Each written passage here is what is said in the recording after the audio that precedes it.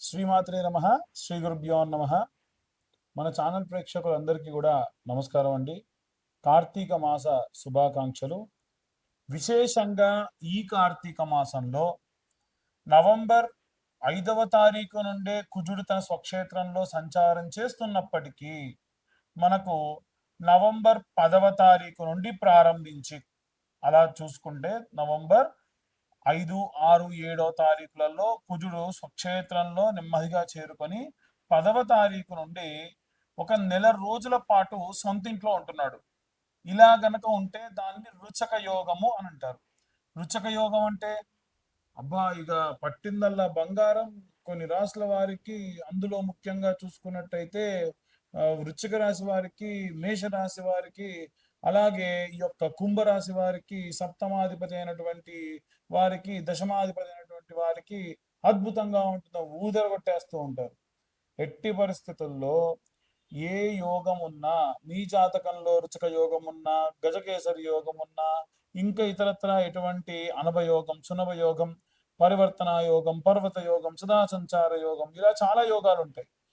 ఏవి కూడా మీరు పట్టుకున్నారో బంగారం కాదు. ఇంకా చెప్పాలంటే యోగం ఉన్నప్పుడే మనిషి ఇంకా ఎక్కువ ఇబ్బంది పడతాడు. ఇదేంటండి ఇంకా ఇబ్బంది పడతారంటున్నారంటే ఆగండి, అక్కడే ఉంది. వాస్తవంగా మనిషి ఎప్పుడైతే కష్టపడి ప్రతిఫలాన్ని పొందుతాడో, కష్టే ఫలి అని అంటారు. మామూలుగా మనం అందరం కూడా కష్టపడుతూ ఉంటామండి, అంతే కదా. కానీ కొన్నిసార్లు ప్రతిఫలం వస్తుంది, కొన్నిసార్లు రాదు. అలా కాకుండా ఎప్పుడైతే మనం కష్టపడతామో మన కష్టానికి తగిన ప్రతిఫలం అనేటువంటిది ఖచ్చితంగా ఈ యొక్క రుచక యోగంలో ఉంటుంది. ఈ రుచక యోగంలో భాగంగా ద్వాదశ రాశుల వారికి ఎలా ఉండబోతుంది, కష్టపడినటువంటి కష్టానికి ఏ ఏ రాశుల వారికి ప్రతిఫలం వస్తుంది, ఏ ఏ రాశుల వారు ఎంత కష్టపడ్డాగా అలాగే ఉంటారు అనేటువంటి విషయాన్ని ఇప్పుడు మనం తెలుసుకుందాం. తదుపరి వృషభ రాశి వారికి సంబంధించి రుచక యోగం యోగిస్తుందా లేదా అనేటువంటి విషయాన్ని ఇప్పుడు మనం తెలుసుకుందాం. రుచక యోగానికి సంబంధించి చూసుకున్నట్టయితే ఈ లగ్నం నుండి సప్తమ స్థానంలో కుజగ్రహ సంచారం ఉంది. ఒకటి, ఏ రాశి అయినా సరే 7th హౌస్ లో గనక కుజుడు లాభిస్తాడు.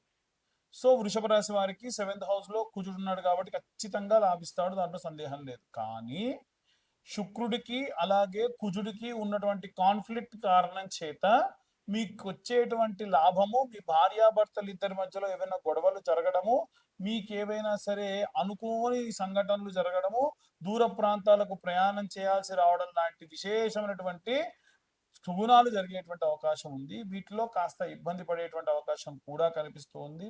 ముఖ్యంగా చూసుకుంటే 6వ స్థానంలో సూర్యుడు, 6th హౌస్ లో సూర్యుడు సాధారణంగా ఇచ్చేటువంటి రిజల్ట్ ఏమిటి అని అంటే డిసిప్లైన్డ్ గా ఉండాల్సి రావడం. కానీ ఎవరైనా సరే డిసిప్లిన్ తో ఉన్నటువంటి వాళ్ళకి ఇంటరప్ట్ చేశారనుకోండి, నేను ఉదయాన్నే లేస్తాను, నేను లేచినటువంటి నాకు నేను వెంటనే స్నానపానాదులు చేయాలి, వెంటనే సంధ్యావందనం చేసుకోవాలి, వెంటనే ఆఫీస్కి వెళ్ళాలి.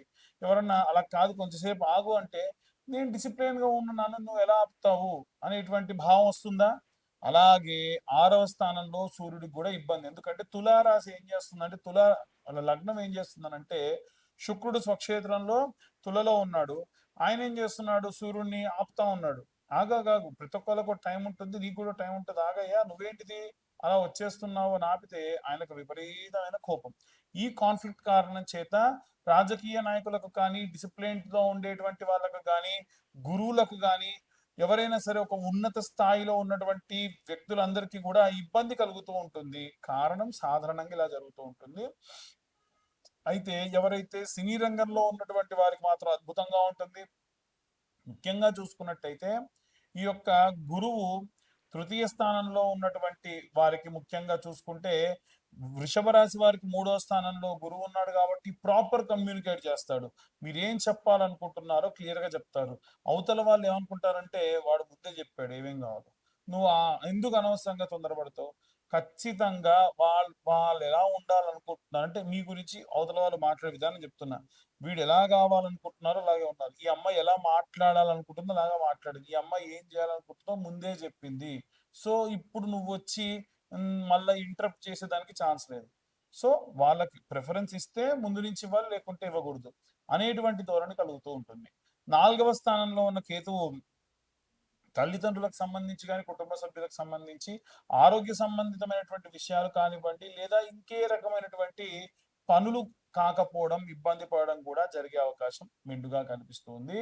ముఖ్యంగా వృషభ రాశి వారికి సంబంధించి 7th హౌస్‌లో చూసుకుంటే కుజుడు, బుధుడు ఇద్దరు కూడా ఉన్నారు. భార్యాభర్తలు ఇద్దరికీ సంబంధించి ఏవైనా సరే చిన్న చిన్న ఇబ్బందులు తారాస్థాయికి వెళ్ళే అవకాశం ఉంది. ఏకాదశము, దశమం అనేటువంటి 2 ఉంటాయండి. 11వ ఇల్లు అంటే 2వ లాభస్థానము, 10వ ఇల్లు లాభస్థానం. లాభస్థానంలో రాహు ఉన్నాడు, 2వ లాభస్థానంలో శని ఉన్నాడు. ఇవి ఎలా అయిపోయిందనంటే మీరు కష్టపడి సంపాదించినటువంటి చేసినటువంటి వ్యాపారానికి సంబంధించి ఆ లాభాన్ని తీసుకెళ్ళి బాగా మొండిగా ఉండేటువంటి వ్యక్తి, అతను డబ్బులు సరిగ్గా ఇవ్వడు, అతను డబ్బులన్నీ దుబారా చేస్తాడు అనుకోండి, ఆయన చేతిలో పెడితే ఎలా ఉంటుంది పరిస్థితి? అదే పరిస్థితి కనిపిస్తుంది. సో అనవసరమైనటువంటి వారి చేతికి డబ్బులు ఇచ్చి మీ లాభాన్ని కోల్పోకుండా మీకు వచ్చేటువంటి డబ్బులు ప్రాపర్గా తెచ్చుకోండి. వీలైతే మీ డబ్బులు అయినప్పటికీ మీ యొక్క భార్య పేరు మీద కానీ, పిల్లల పేరు మీద కానీ ఆ ట్రాన్సాక్షన్స్ చేయడం వల్ల దోషం అనేటువంటిది పోతుంది. ఎవరికైనా సరే జాతకం గురించి ఫోన్ చేసేటట్టయితే పేరు, date of birth, time, place మళ్ళీ మళ్ళీ చెబుతున్నాను. పేరు, డేట్ ఆఫ్ బర్త్, టైం లేకుండా దయచేసి కాల్స్ చేయకండి. పేరు, డేట్ ఆఫ్ బర్త్, టైం ఉంటే డీటెయిల్డ్గా జాతకం గురించి కాల్ చేయండి. ఖచ్చితంగా మీతోని డీటెయిల్డ్గా నేను మాట్లాడడం జరుగుతుంది. అలాగే 2025 రూపాయలు తీసుకుంటాను. నాకు 60-70 పేజీల్లో జాతకం రాయడానికి సమయం పడుతుంది కాబట్టి ఒక పేజీలో జాతకం ఇవ్వండి అని అంటే కూడా కుదరదు. ఎందుకంటే డీటెయిల్డ్గానే నేను ఏం చేసినా చేస్తాను కాబట్టి. ఇక అందరూ ఏ మంత్రం చదవాలి, రెమెడీ తీసుకోవాలనే విషయాన్ని ఇప్పుడు మనం తెలుసుకుందాం. ఇప్పటి వరకు మనం గోచార రీత్యా ఈ రాశి వారికి సంబంధించి ఎలా ఉండబోతుంది అనేటువంటి విషయాన్ని మనం చెప్పుకున్నాం. అందులో భాగంగా ఏ మంత్రం చదవాలి, ఏ రెమెడీస్ తీసుకోవాలి, గోచారం, అలాగే ఈ గోచారంలో రుచక యోగం అనేటువంటిది ఏర్పడింది కదా. రుచక యోగం అంటే ఏం లేదండి, కుజుడు సుబ్రహ్మణ్యేశ్వర స్వామి అంశ. ఆయన స్వక్షేత్రంలోకి వెళ్ళాడు అనమాట.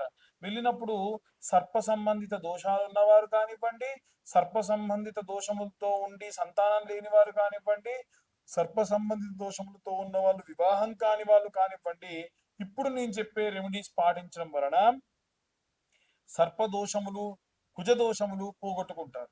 ముఖ్యంగా ఇది కార్తీక మాసం కాబట్టి స్కాంద పురాణం నిత్యం వినండి. కనీసం ఒక 11 సార్లు పూర్తి చేయండి వినడం ఈ యొక్క స్కాంద పురాణం. దీని వలన సగం దోషం పోతుంది కుజదోషం ఉన్న వాళ్ళకి. Point number 1. పాయింట్ నెంబర్ 2 ఏమిటి అని అంటే, మీరు నవనాగ మంత్రం చదవాలి. ఆ నవనాగ మంత్రం ఏంటో చెబుతున్నాను, మరొకసారి అందరూ కూడా నాతో పాటు రిపీట్ చేయొచ్చు, లేదా మీరు 2 సార్లు చెప్తాను, రాసుకోండి ఆ మంత్రాన్ని. ఆ మంత్రం ఏమిటంటే, అనంతం వాసుకిం శేషం, అనంతం వాసుకిం శేషం, పద్మనాభంచ కంబలం, పద్మనాభంచ కంబలం, శంఖపాలం ధృతారాష్ట్రం, శంఖపాలం ధృతారాష్ట్రం, తక్షకం కాళియం తదా, తక్షకం కాళియం తదా. శివుడి మెడలో ఉండేటువంటి సర్పం, వాసుకి దగ్గర నుండి విష్ణుమూర్తి కింద ఉండేటువంటి సర్పం, పద్మనాభుడి వరకు కూడా విశేషంగా ఈ యొక్క నవనాగులు, వీరిద్దరి మధ్యలో ఇంకా 7 సర్పాలు ఉంటాయి. వీటన్నిటికీ పైన ఒక సర్పం, కింద ఒక సర్పం, ఏకాదశ సర్పములు ఉంటాయి. కానీ 9 సర్పముల యొక్క నామమును పఠించిన చేత మీకు సర్పదోషములు ఏమున్నా పోతాయి. నిత్యం 11 సార్లు చదవాలి. కార్తీక మాసంలో మనకు రుచయోగ యోగం ఉన్నప్పుడు చదివితే ఇంకా విశేషమైన సత్ఫలితం ఉంటుంది. మరొకసారి ఆ మంత్రం చెప్తాను చూడండి. అనంతం వాసుకిం శేషం, పద్మనాభంచ కంబలం, కంబలం శంఖపాలం ధృతారాష్ట్రం, తక్షకం కాళియం తదా. ఒకవేళ నేను చెప్పేటువంటిది రాసుకోవడం ఇబ్బంది అవుతుంది, నేను పాస్ చేసుకొని గట్రా రాసుకోలేను అనుకునేటువంటి వాళ్ళు ఏం చేయండి అంటే, మీరు గూగుల్లో నవనాగ మంత్రము, నవనాగ స్తోత్రము అని కొట్టినా కానీ విశేషంగా వస్తుంది. ఇక మరి మంత్రం చెప్పారు, బాగానే ఉంది, రెమెడీస్ ఏంటి అని అంటారు. నిజంగా మనకు సర్పదోషం అనేటువంటిది ఎలా వస్తుందనంటే, ఒక పుట్టను కూల్చిన, అదేందండి నేను పుట్టినప్పటి నుంచి పుట్టలేని, అసలు జోలికే పోలే అనొచ్చు. ఈ జన్మలో చేసిన పాపం కాదు, సర్పదోషం జన్మ జన్మల పాపం నుంచి వస్తుంది. గత జన్మలో, అంతకు ముందు జన్మలో మీరే మీ తాత ముత్తాతల రూపంలో ఉండి, అప్పట్లో విపరీతమైన సర్పాలు ఉండేవి కాబట్టి వాటిని సంహరించడం కానీ, పుట్టలు కూల్చడం కానీ ఆ దోషానికి కారణమవుతుంది. కాబట్టి పుట్టమన్ను అనేటువంటిది ఉంటుంది. కాబట్టి ఈ యొక్క రుచక యోగం ఉన్నటువంటి కార్తీక మాసంలో ప్రారంభం చేయండి. ఒక మంగళవారం నాడు ప్రారంభించండి. ప్రారంభించి ఏం చేయాలనంటే పుట్టమన్ను తీసుకెళ్ళి ఎక్కడ పుట్టలుంటే అక్కడ పుట్టమన్ను వేయండి. పాలు కూడా పోయండి. అదేంటండి పుట్టమన్ను పోసి పాలు పోస్తే ఏమవుతుంది అనేటువంటి సందేహం రావచ్చు. సర్వసాధారణంగా వచ్చేటువంటి సందేహమే. పాలు ఏమన్నా పాములు తాగుతాయా నోరు తెరిచి అని అడిగే వాళ్ళు ఉంటారు. పాము పాలు తాగదు.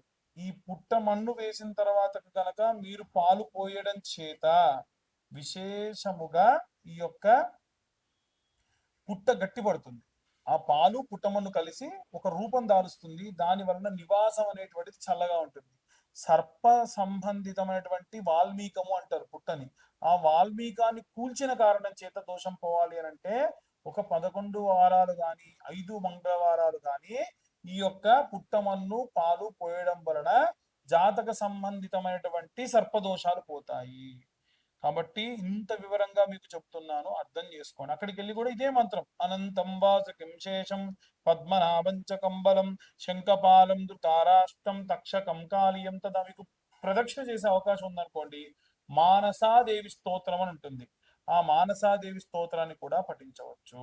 ఇక చాలా మందికి ఉండేటువంటి సందేహం ఏంటంటే మాకు పితృదోషాలు ఉన్నాయి, సర్పదోషాలు ఉన్నాయంటే పితృదోషం ఉన్న వాళ్ళకి ఈ మధ్య కాలంలో బస్ యాక్సిడెంట్స్ అయిన తర్వాత నుంచి మేము ఎట్టి పరిస్థితుల్లో కూడా మేము టూర్ ఆపరేషన్స్ చెయ్యట్లేదు. కాబట్టి మీరు సొంతంగా మీరు ట్రాన్స్పోర్టేషన్ త్రూ గోకర్ణం వస్తే వచ్చిన తర్వాతకి మిమ్మల్ని రిసీవ్ చేసుకోవడం, మీకు ఫుడ్ అకామిడేషన్ అన్ని కూడా పుణ్యాశ్రమం ఈ యొక్క రాజగోపాల్ గురువు గారి యొక్క ఆశ్రమంలో పూజాది క్రతువులన్నీ నిర్వహించడం జరుగుతుంది. మీకు ఫుడ్, అకామిడేషన్, అలాగే పూజ సామాగ్రి అన్నీ కూడా మేమే అకామిడేట్ చేయడం జరుగుతుంది. ఇవన్నీ కూడా ఏంటంటే గోకర్ణ క్షేత్రంలో పుణ్యాష్టమంలోనే చేయడం జరుగుతుంది. కాబట్టి చాలా మంది 12,000 కదండి అక్కడికి వెళ్తే, మీరేంటి 21,000 అంటున్నారు. అక్కడ పూజా సామాగ్రికి 12,000, పూజకు 12,000. మేము చెప్పేది రెండు కలిపి, ఫుడ్ అకామిడేషన్ కలిపి మీకు మొత్తం పూజ పూర్తయి అక్కడికి వెళ్ళేంత వరకు కూడా 21,000 రూపాయలు ఛార్జ్ చేస్తాము. అక్కడ జరిగే పూజలు గణపతి పూజ, వసురుద్ర ఆదిత్య స్వరూపంలో ఉన్నటువంటి ఆవాహన, మోక్షనారాయణ ఆవాహన, మోక్షనారాయణ హోమము, తిలా హోమము, ప్రాయోచిత్త తిలా హోమము, అలాగే మోక్షనారాయణ బలి, త్రిపండి శార్దము, పంచమ పిండాలు, దశమ పిండాలు, అలాగే సముద్ర స్నానము, ఇవన్నీ కూడా ఏంటంటే ఈ పూజలో భాగంగా చేస్తారు. పితృదోషం ఉన్న వాళ్ళు ఇలా చేయించుకోవచ్చు. సర్పదోషం ఉన్న వాళ్ళు ఇప్పుడు నేను చెప్పినటువంటి రెమెడీ పాటించవచ్చు. దయచేసి జాతకం కోసం ఎవరైనా కాల్ చేయాలంటే మీ పేరు, డేట్ ఆఫ్ బర్త్, టైం ఉంటేనే కాల్ చేయండి అమ్మా. లేకుంటే ఇప్పుడు నేను చెప్పిన ఈ మంత్రం చదువుకున్నంత మాత్రం చేత జాతకం రీత్యా ఉన్న ఇబ్బందులు పోతాయి. పూర్తి జాతకం కావాలనుకుంటేనే మీ పేరు, date of birth, time, place కింద ఉన్న నెంబర్కు వాట్సాప్ చేయండి. దయచేసి మా ఛానల్ కి వేరే వాళ్ళు తీసుకొని వీడియోస్ కాపీ చేసుకొని ఇష్టం వచ్చిన థంబ్నెయిల్స్ పెట్టి నన్ను, నా పేరుని డ్యామేజ్ చేస్తూ ఉన్నారు. దానికి నేను స్వతహాగా కారణం కాదు. ఎట్టి పరిస్థితుల్లో ఈ ఛానల్ థంబ్నెయిల్ కి వీడియోకి సంబంధం లేదన్న భావం వస్తే ఆ ఛానల్ ని రిపోర్ట్ చేయండి.